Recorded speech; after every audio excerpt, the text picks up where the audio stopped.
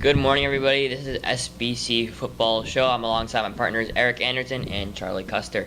Today we're going to be previewing the AFC West and the NFC East, and how we believe the players have improved and degressed throughout the season. Charlie, want to start us off here? So for the NFC East, I'm picking the New York Giants to win this division. They have the best defense in football, arguably, with Jason Pierre-Paul, Olivier Vernon, and Damon Harrison holding down the defensive line, one of the best run-stopping defensive lines in football. And then you can't forget the secondary with Janoris Jenkins, Eli Apple, Dominique Rodgers-Cromartie, and obviously Landon Collins, who came in third place in Defensive Player of the Year voting just a season ago. So they're second in scoring defense with 17.2 points per game allowed. They allowed only 25 touchdowns, which is the least in the NFL. And then obviously on the offensive side of the ball, you have Eli Manning coming back. I know he degressed a little bit in the 2016 season, but he's going to have very formidable weapons with Odell Beckham Jr., Brandon Marshall, and Sterling Shepard. Completely agree with you there, Charlie. Sorry if I cut you off a little bit. I completely agree with you out of the NFC East that the Giants will come out of that division on top. I really like how the defense is looking right now, so the secondary. If Odell can keep his head, like he has shown some signs of weakness over time, but that sometimes pumps him up and gets him a little bit better. But I think if he can play well, then I think they got a really good offense coming for them. I actually gotta disagree with you. I got the Cowboys because with 13-3 last year, Dak Prescott and Zeke Elliott just have a year under their belts to get better athletically because they haven't hit their prime yet. The offensive line for Dallas, that's just what they do. They're going to ground and pound. They're going to chew the clock. They're going to not make mistakes on offense. And they're just going to grind you out. What about Zeke's off-field issues? How do you feel about that? How do you think that can affect them? Well, they'll probably affect them. They say probably a game or two. But they still have some good backup running backs like Alfred Morris. Even if he does miss time, they'll be fine. But I mean, they're playing the Giants week 1, so even a one-game suspension would really hurt them in the divisional race. And also, don't forget the Giants did beat them twice last season, mainly with the defense manhandling that offensive line. That's correct.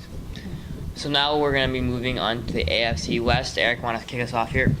Yeah, I'd say this is the Kansas City Chiefs division because the Chargers were one of the worst teams in football last year, and their number 1 draft pick's probably going to have season-ending back surgery.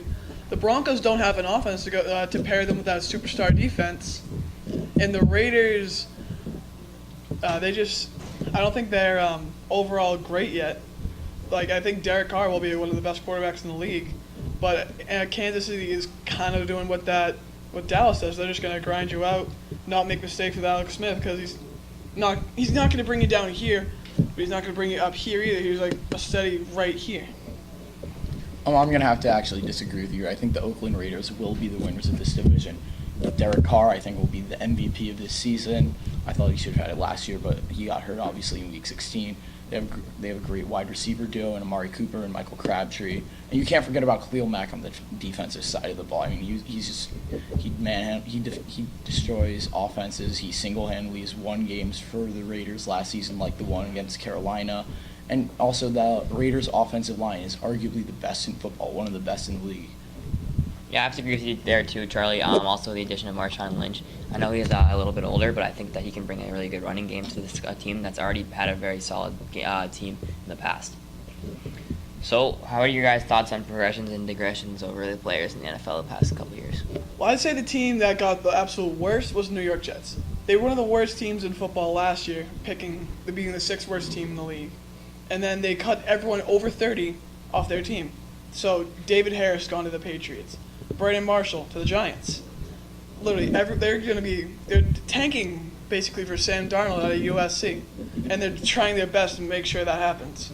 I mean, and one thing about the Jets is I'm not even sure if Sam Darnold is going to declare for the draft next season. I've heard rumors that he will want to stay for his senior year, so he might not even be in the 2018 NFL draft.